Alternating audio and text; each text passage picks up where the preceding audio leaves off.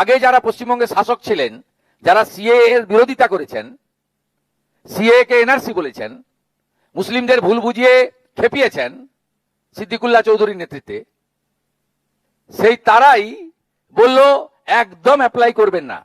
এ তো একটা মিথ্যার উপরে দাঁড়িয়ে এত বড় অধিকার, এই অধিকার থেকে আপনাদেরকে বঞ্চিত করা হয়েছে। কে কে ছিছি বলা হয়েছে, এনআরসি বলা হয়েছে, ভুল বুঝিয়ে সরকারি সম্পত্তি ধ্বংস করা হয়েছে। তৎকালীন মুখ্যমন্ত্রী নিজে মিছিল করেছেন সিটির মোড় থেকে শ্যামবাজার পাঁচমাথার মোড় এই সিএ এর বিরুদ্ধে। অথচ আজকে উনার দলের যারা সমর্থক তারাও এখন এসআইআর হওয়ার আগে পরে অ্যাপ্লাই করেছেন, কিছু জন পেয়েওছেন। এভাবে তো হয় না। সরকার তো নীতি তৈরি করে সকলের জন্য, কোন একটা নির্দিষ্ট দলের জন্য, ব্যক্তির জন্য নীতি তৈরি হয় না। বিগত সরকার সিএ এর বিরোধিতা করেছে।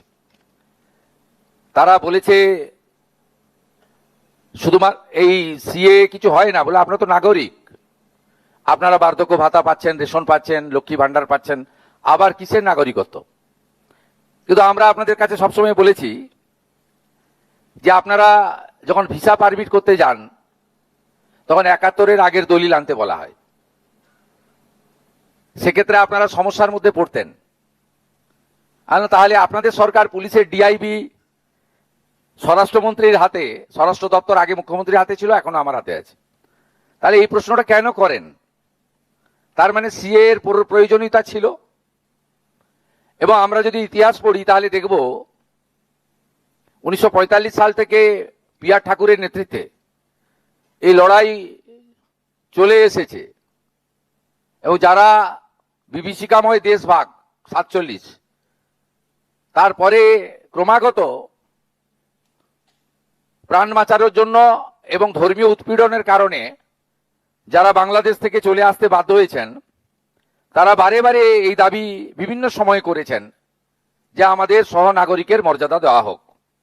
2019 সালে ঠাকুরনগরে যশস্বী প্রধানমন্ত্রী নরেন্দ্র মোদীজি একটি সভাতে এসেছিলেন। তিনি বলেছিলেন, জনতা জনার্দন যদি আমাকে আনে আমি সিএ আইন আনব। লড়াইটা কবেকার দেখুন, 45-এর দাবি, 47-এ দেশ স্বাধীন। কত লম্বা লড়াই। অনেকে অধৈর্য হয়ে যান আপনারা, ভোটার তালিকায় নামটা কোথায় গেল, আমার এটা হচ্ছে না, এসসি সার্টিফিকেটটা তো এখনো পেলাম না। কিন্তু আপনারা যদি একটু অতীত মন্থন করেন, কত লম্বা লড়াই কেউ ভাবেনি। অনেকে এসেছে, অনেকে গেছে। যিনি 19-এ কথা দিয়েছিলেন তিনি কিন্তু জেতার পরেই লোকসভার দুটো আপনার কক্ষেই পাস করিয়ে দেন।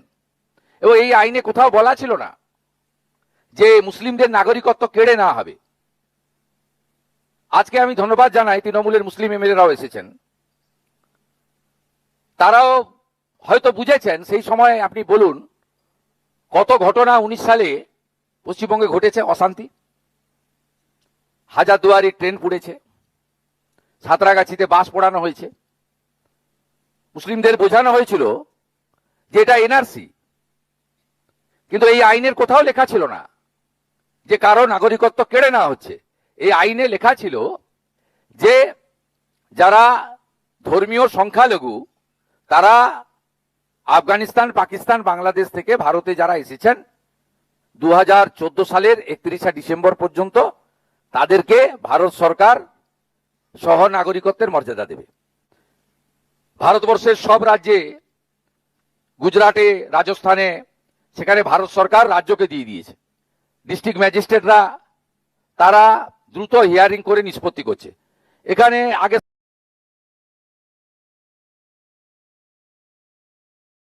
তা আমরা সরকারে এসেছি মাত্র 11 মাস। আমরা মোট এখন অবধি সিএ সার্টিফিকেট দেওয়া হয়েছে 23,956 জনকে। এই 11 সপ্তাহে আমরা দিয়েছি 5,966, এবং মোট আবেদনকারীর সংখ্যা 2,30,605। আমরা আজকে সার্টিফিকেট দেব অনেককে। এবং এখন অবধি জেলা ওয়াইজ যে সার্টিফিকেট পেয়েছেন, সর্বোচ্চ নদিয়া জেলা 10,191, তারপরে নর্থ 24 পরগনা জেলা 8,930, তারপরে অন্যান্য জেলা আছে। আমি আর সময় নষ্ট করছি না সবটা বলে। আপনাদের কাছে আমি এখনো যারা আবেদন করেননি তারা আবেদন করুন, এবং আপনাদের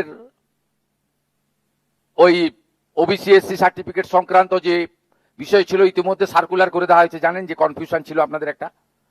দ্বিতীয় হচ্ছে 2014 পরে যারা এসেছেন তাদের জন্য 1 সেপ্টেম্বর 2025 ভারত সরকার আরেকটি নোটিশ করেছে, 31/12/2024 পর্যন্ত তাদের এই সিএ এর আওতায় আনার কথা বলা হয়নি আপাতত, কিন্তু বলা হয়েছে কোনো পুলিশই হয়রানি তাদেরকে ভারতবর্ষের কোনো পুলিশ করবে না, পশ্চিমবঙ্গ পুলিশও করবে না। এই সময়কালের মধ্যে যদি সিএ এর আওতায় পড়েন, এমন কেউ জেলে থাকেন বা জেলে গিয়ে থাকেন, তার তালিকাও আপনারা দেবেন, আমরা তাদের সরকারি পিপিকে দিয়ে জামিনে মুক্ত করার ব্যবস্থা করব। কোথাও কাউকে পুলিশ হয়রানি করছে না, করবেও না। আর দ্রুত আপনারা আবেদন করতে শুরু করুন। মাননীয় কেন্দ্রীয় স্বরাষ্ট্র মন্ত্রীর নেতৃত্বে হাই লেভেল টিম পশ্চিমবঙ্গে 3 সপ্তাহ ছিলেন, অনেকগুলো পয়েন্টে আলোচনার সাথে সাথে সীমান্ত সুরক্ষা সহ তারা আমাদের বলেছেন। গতকাল আমি স্বরাষ্ট্র সচিব কেন্দ্রীয় ফোন করেছিলাম যে আমরা কতদিনের মধ্যে গুজরাট রাজস্থানের মতো আমাদের হাতে পেয়ে যাব, পশ্চিমবঙ্গ সরকারের হাতে, অর্থাৎ আমরা ডিএম সাহেবদের দিয়ে বা ডিএম ম্যাডামদের দিয়ে দ্রুত নিষ্পত্তি করতে পারবো অতি দ্রুততার সঙ্গে। উনি আমাকে টেন্টেটিভ বলেছেন যে প্রক্রিয়া শুরু হয়েছে, আগামী 1 মাসের মধ্যে আপনারা পেয়ে যাবেন। আমরা পেয়ে গেলে আমরা দ্রুততার সঙ্গে 6 মাসের মধ্যে যত সিএ আবেদনকারী আছে আবেদনকারীদের আবেদন নিষ্পত্তি করব। নতুন যারা আবেদন করেননি 31/12/2014 মধ্যে এসেছেন তারাও আবেদন করবেন, আরো সরলীকরণের ব্যবস্থা হবে, এবং এটা হয়ে যাওয়ার পরে ভোটার তালিকায় নাম অন্তর্ভুক্তকরণ, তার পরবর্তী সময়ে এসসি সার্টিফিকেট যারা এর আওতায় এসসি আওতায় পড়ছেন, এই বিষয়গুলিও সম্পূর্ণভাবে দেখে নেওয়ার দায়িত্ব আপনারা যাকে মুখ্যমন্ত্রী করেছেন সেই শুভেন্দু অধিকারীর।